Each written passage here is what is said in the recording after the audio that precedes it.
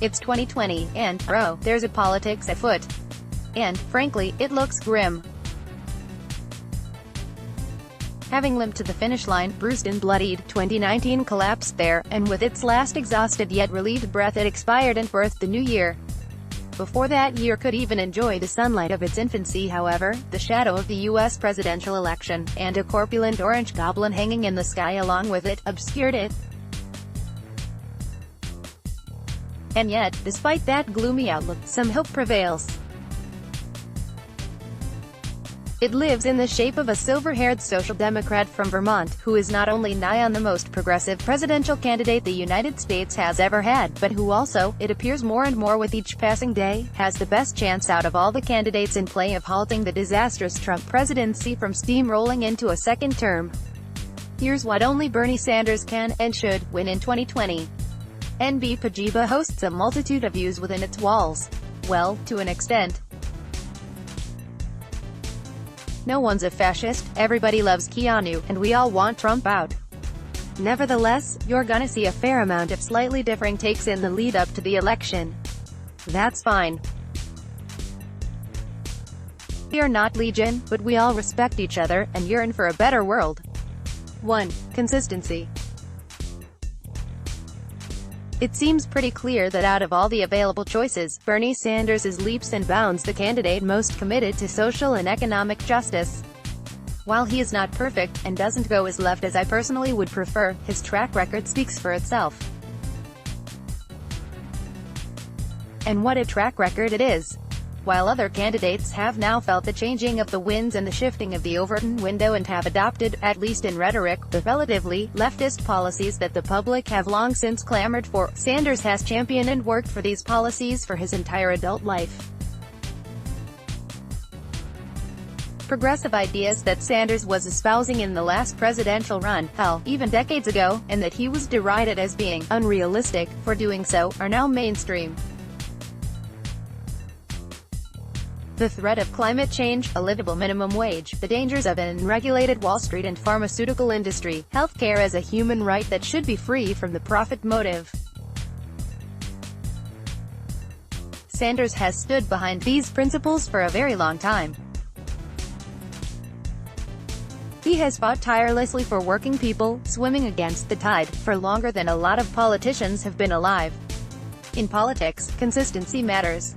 Sincerity matters. These days, it matters more than ever. The public's disillusionment and rage with two-faced politicians in the pocket of Wall Street and with the empty promises they continuously sell is one of the reasons behind the hollowing out of the political process and the rise of despots like Trump, who attained power in part by falsely promising a break with the status quo. Bernie Sanders stands in stark opposition to the mendacity of both the status quo and the tyrants who have appeared to take advantage of the chaos, and the millions of ordinary people who have risen in response to his campaigns know this and believe it based on the wealth of historical evidence. People want a visionary, not a weather vane. They need a positive, hopeful message for something, not just an anodyne anyone but Trump or let's get back to normal vision. In the field of candidates for the U.S. presidency, there's basically Sanders, and then everyone else. In the longevity of his commitment to fighting injustice and for striving for a better world, he stands alone. Bernie shreds Robert Rubin. Finkelstein 2, at CANCEL_SAM, November 19, 2019. As we oppose the drums of war, here is at Bernie Sanders, alone, addressing the empty chairs of our elected officials long gone home on the need to prevent the first Gulf War and all its future costs.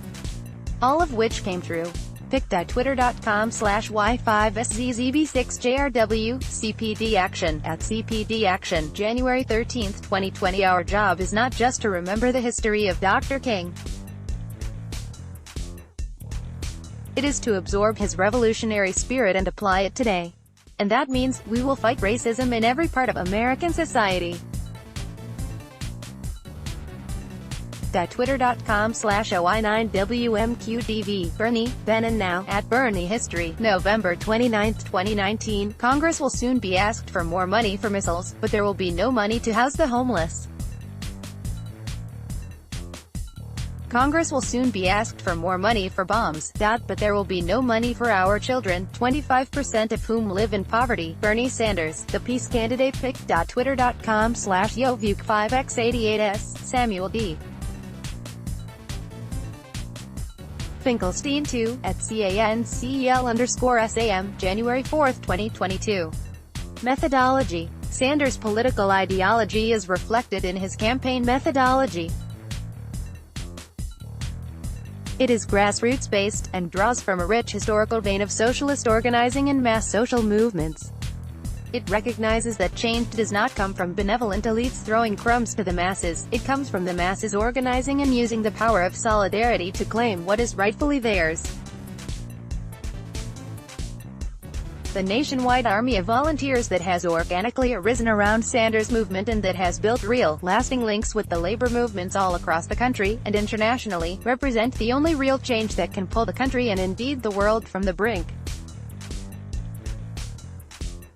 No other candidate has this support base and organizational network. Celebrity endorsements won't do it, blowing up EDS in major papers won't. Only the people, working together, will. The remarkable statistics around the Sanders campaign's fundraising and donor base speaks to this groundswell of grassroots support. Sanders is the only candidate in the race who has had more unique donors and more individual donations than Trump. As of a few months ago, those figures stood at over 1 million, and over 5 million, respectively. Sanders has now had more donations from more people than anyone else in U.S. history, crossing the 1 million donor mark a full half-year quicker than even Obama. The most striking things about the donations coming into the Sanders campaign are the amounts being sent in, and by whom. The average donation sits at around $20. The most common profession of donor is teacher. This is a campaign powered by ordinary people, and the working-class nature of it, harnessing the raw power of hope and solidarity, threatens the very bedrock of U.S. politics. Sanders, not me, us campaign slogan distills that message, and his focus, neatly. 3. Foreign policy. I've written about the scarcely imaginable terrors of the American empire's foreign policy many times before. I won't repeat myself here again. Suffice it to say that though Sanders does not go nearly far enough in addressing the issues, he still has by far the most progressive record of all the candidates when it comes to opposing the entirely unjustifiable, racist machine that is U.S. imperialism. 4. Electability. Electability is an often purposefully nebulous, shifting chimera, conjured up by the pundit class to either elevate or denigrate whichever candidate they have an agenda for. A tool for manufacturing consent rather than reflecting it. Yet when you consider the wealth of polls pointing out how much of an advantage Sanders has both in key states and among key demographics against Trump, and that against the bias that most polling organizations have against him, and of the incredibly powerful popular movement of activists and volunteers at his disposal, it seems pretty clear that Sanders is the one candidate most well-equipped to tackle the dire existential threat that is Trump 2020, and increasingly so as time goes on. The Biden phenomenon, riding high on empty name recognition for so long until actual campaigning began, illustrates not only the vacuity and ineffective nature of his campaign, but also turn voters will take away from any candidate they recognize as not being nearly radical enough to tackle the problems facing the country and their lives. Continuity with the status quo is not enough. A return to normality, promised by politicians like Biden, is pointless when normality was already rotten. The respective trends of Sanders and Biden are neatly illustrated by a Washington Times piece from earlier this week that charts the latest shifting in the polls among the two frontrunners. Sen. Bernard Sanders of Vermont picked up 7 points of support since last month to move past former Vice President Joseph R. Biden and lead the race for the Democratic presidential nomination, according to a CNN poll released on Wednesday. Mr. Sanders was the top choice of 27% of Democrats or Democratic-leaning independents, and Mr. Biden was at 24%, according to the poll. It's the first time Mr. Biden has not held a solo lead in national CNN polling on the race, though Mr. Sanders led as within the survey's margin of error of plus or minus 5.3 percentage points for the subsample of Democratic voters. And, even more recently, this from a primary poll. This morning's NH Democratic primary poll from at WBUR is going to get a lot of attention. It shows that Bernie Sanders moving into a big lead. Sanders 29%, Buttigieg 17%, Biden 14%, Warren 13%, Klobuchar 6%, Young 5%, Gabbard 5%, Steyer 2%. Sanders is 14% since December. pic.twitter.com/dalkface7scf. John Nichols, at Nichols Uprising, January 23, 2020. It is likely that this trend will continue. There are many who say that they are very much on board with the ideas and the policies that Bernie Sanders represents, but who add that they simply cannot get behind him because he is not a pragmatic choice, or similar reasons based on ostensibly adult, practical thinking.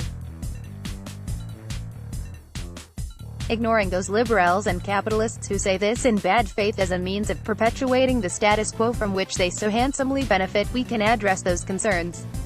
Actually made in good faith, as more and more it looks like Sanders actually is the pragmatic option when it comes to defeating Trump in the upcoming election. As Nathan Robinson puts it in The Guardian, then those who do not share democratic socialist instincts should get behind Sanders.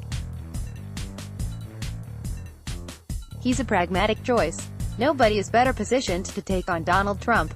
Sanders has name recognition and widespread popularity. He knows how to campaign well, has a network of organizers, and can pack stadiums. He does well at town halls and in debates against Republicans. Since 2016, polls consistently show him beating Trump. Initially, there were those who doubted these numbers, saying that as voters got to know Sanders they would turn away from his radicalism. This turned out to be false. As voters got to know him, they liked him. His signature policy proposals have achieved widespread popularity among both Democratic and Republican voters.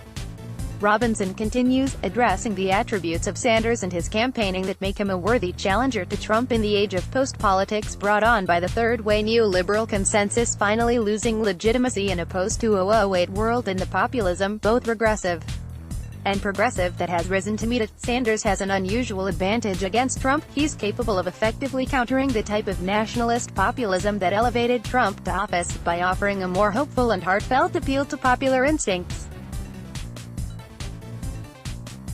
He is capable of going to working-class communities and speaking to people without seeming patronizing or insincere. He does particularly well in the Midwest, the exact areas that were so critical to Trump's victory. His message speaks not only to rural white people, but to the black residents of Milwaukee who saw little progress under years of centrist Democratic governance. Sanders cannot be saddled with the baggage of the Congressional Democratic Party, because he has preserved his independence. He can call out the phoniness of the pro-worker rhetoric coming from a billionaire who repeatedly exploited his employees. Sanders sticks to the issues, and cannot be dragged into the gutter. Indeed, as Weston David Pagano notes in this Medium piece, Bernie has beaten Trump in more head-to-head general election polls than any other candidate, consistently winning them by some of the largest margins since July 2015. Bernie also polled against Trump much better than Clinton throughout the 2016 election, and is currently beating Trump on average in 4 of the 6 Obama-held states that she ended up losing. This is especially impressive considering how consistently Bernie performs drastically better than polls predict. We saw this in 2016, when primary polls showed Bernie leading in just 3 states, yet he actually ended up winning 23 contests. Bernie even won the crucial battleground state of Michigan despite being given 1% chance of doing so. This disconnect is due to pollsters notoriously underestimating Bernie's support by underrepresenting and underweighting the demographics he inspires to turn out uniquely well, including young people, independents, who outnumber both major parties, and those who don't usually vote because they are disillusioned with the political process. There are legitimate qualms to be had with polling accuracy this far out, but fortunately for Bernie, when they're wrong about him it's usually because they're not ranking him high enough. Bernie is polling so well despite receiving the lowest proportional media coverage of any candidate, and he is the top second choice of more rival supporters than any other candidate. These two stats indicate he both has the most room to grow and is best positioned to unite a fractured party once the dust clears. Sanders' electoral coalition is formidable. It has only gotten more so since 2016. Its galvanizing feature is a rejection of the status quo that has seen both major political parties cater only to big donors and industries while neglecting and harming the vast majority of the population. The much-propagated media narrative of the Bernie bro, the claim that Sanders supporters are overwhelmingly white men, who by intimation are often abusive or misogynist, has proven to be what many have said since the start, a smear campaign devised by a mainstream capitalist media terrified of Sanders' message. That is not to deny that there are toxic elements within online communities who claim to support Sanders, nor should it minimize the hurt caused to women who have been targeted by these elements. But the idea that the Bernie bro is somehow the defining feature of a political campaign that has united millions of people, many of them women, and people of color, with white males now actually making up a minority of Sanders supporters, is transparently a media invention driven by an anti-progressive agenda. 5. 3 words: Medicare for all. Healthcare is a human right. Access to it should not be determined by the ability to pay. It should always be a field free from the profit motive and the hand of the market. Sanders has been championing and fighting for the American manifestation of this ideal, Medicare for all, for a very, very long time. In the most wealthy country in the world, where over 40 million people lack health insurance and thousands upon thousands go bankrupt due to excessive medical bills while the for-profit medical industry grows fatter and fatter off of human suffering, everyone knows where Sanders stands on one of the most vital, pressing issues facing the U.S. To many, it is literally a life-and-death policy question, and it should be fought for tooth and nail. Medicare for All also provides an illuminating look into the differences between Sanders and the other relatively progressive candidate hoping to challenge Joe Biden for Democratic nominee, Elizabeth Warren. While Sanders' position on the matter is crystal clear, Warren's has proven at times a bit confusing and worrying. As Natalie Schuer writes in Jacobin, on the rhetoric behind the policy that Sanders has brought into the mainstream, as a slogan, Medicare for All, has proven to be popular but porous. It polls differently depending on how questions are phrased or what elements of the plan are emphasized, and has also been widely co-opted. Candidates like Kirsten Gillibrand and Kamala Harris have both claimed to support Medicare for All, only to clarify later they meant something akin to an optional buy-in to a Medicare-esque program. The Center for American Progress's Medicare Extra, eventually put into bill form under the title, Medicare for America, likewise draws on the popularity of Medicare for All, while describing a significantly watered-down version of what Sanders and Jayapal mean by the phrase. Schuer goes on to focus in on Elizabeth Warren's particular delivery of the Medicare for All promise, and how it has already wavered and morphed over the course of her campaign. The differences between these frameworks are substantial, yet Warren's messaging has been just vague enough to refer to any of them. Elizabeth won't stop fighting until everyone is covered and no one goes broke paying a medical bill or filling a prescription, her website now reads. Both things are absolutely true under Medicare for All. But universal coverage isn't unique to single-payer, and there's a wide gulf between no one going broke and eliminating cost-sharing. Later, the site reads, Elizabeth supports Medicare for All, which would provide all Americans with a public health care program. Medicare for All is the best way to give every single person in this country a guarantee of high-quality health care, no more fighting with insurance companies. That would seem to be clearer, but still indicates nothing about whether people would be automatically absorbed by the new program, whether currently existing public insurers would be, whether it's supported by premiums, taxes, deductibles, or co-pays, or how central a role private insurers would play in the healthcare system, whether or not patients fight with them. Nor does her updated website point to the Medicare for All bill she co-sponsored in the Senate, which addresses all of these questions.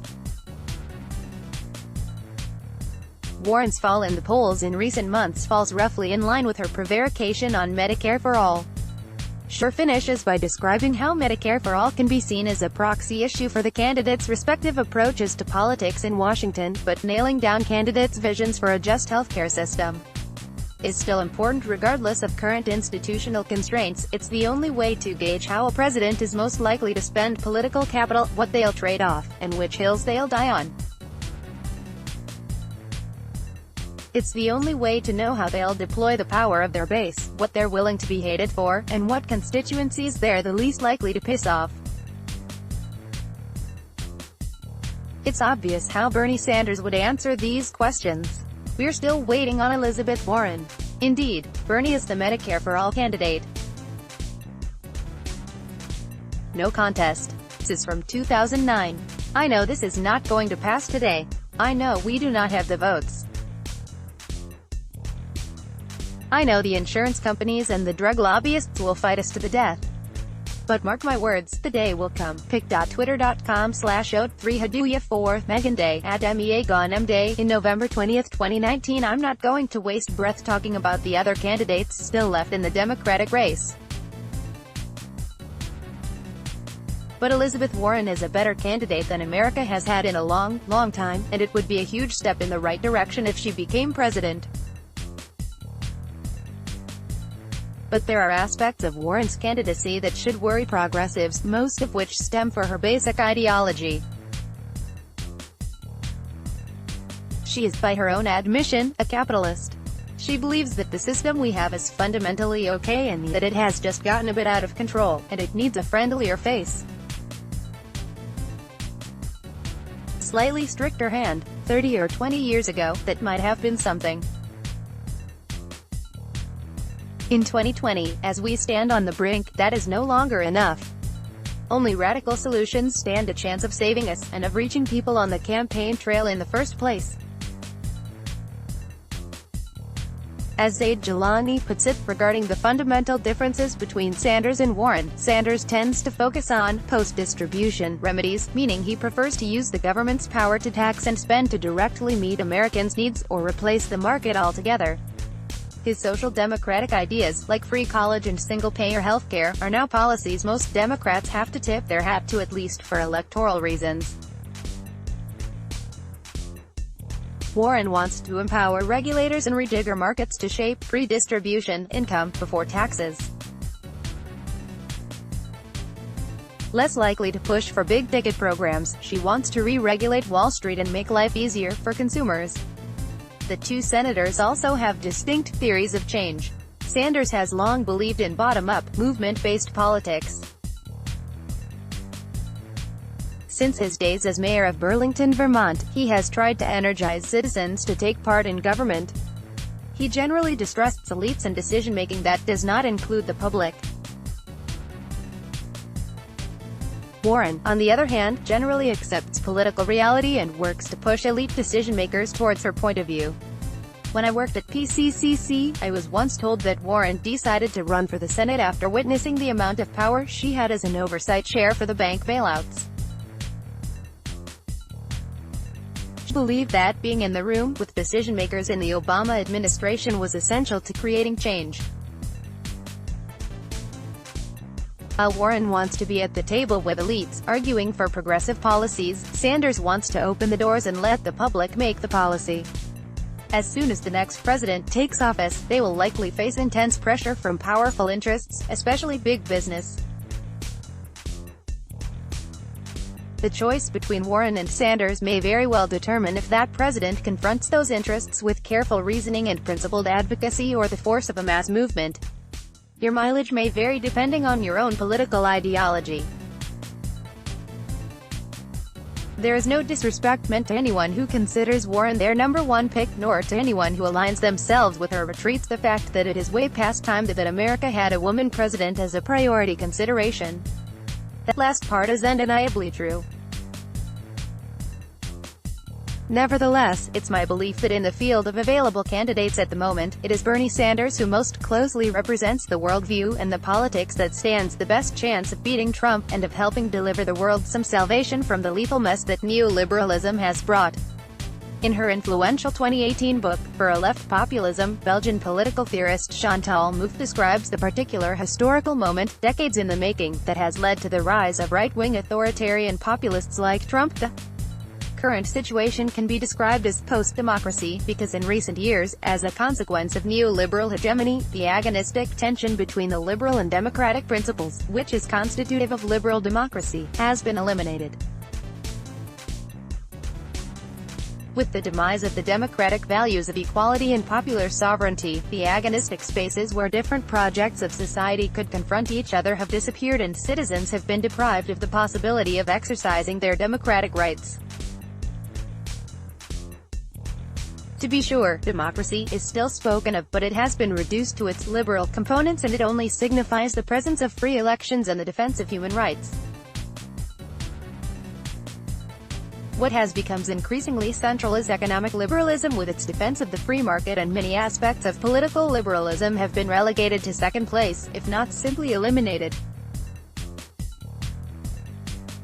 Mouffe continues her diagnosis. As a result, the role of parliaments and institutions that allow citizens to influence political decisions has been drastically reduced. Elections no longer offer any opportunity to decide on real alternatives through the traditional parties of government. The only thing that post-politics allows is bipartisan alternation of power between center-right and center-left parties.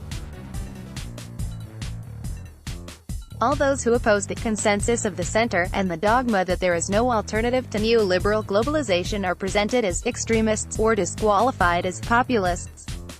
Mouffe goes on to examine how, for various reasons, it is the right that has more successfully capitalized on the groundswell of popular opinion against this deleterious status quo, and how the left can fight back by doing so too, how, in fact, it needs to, if it wishes to stave off the worst of economic nationalism, ecological fascism, and the rise of a far-right international. In order for it to do so, the left urgently needs to intellectually and practically grasp the moment, and counter the right with a wide-ranging, unifying, grassroots, progressive vision. One that transcends the policy-wonk, technocratic conception of politics sold to us for the past few decades, and instead one that reaches out to ordinary working people of all stripes and helps them lift themselves and each other up. A populist moment, in other words, calls for a populist candidate. That is how Trump got in. It is Bernie Sanders' campaign, and his campaign alone, along with the millions of ordinary people it has inspired to believe in politics' capacity for change, and the new wave of democratic socialists like Alexandria Ocasio-Cortez getting elected on the back of that hope, that is offering the only viable counter to that right-wing populism winning again in 2020. Not me. Us. Petter is a staff contributor. You can follow him on Twitter. Header image source, Getty Images. Buy a Pajiba t-shirt at the Pajiba store. Next article. Let's block ads. Why?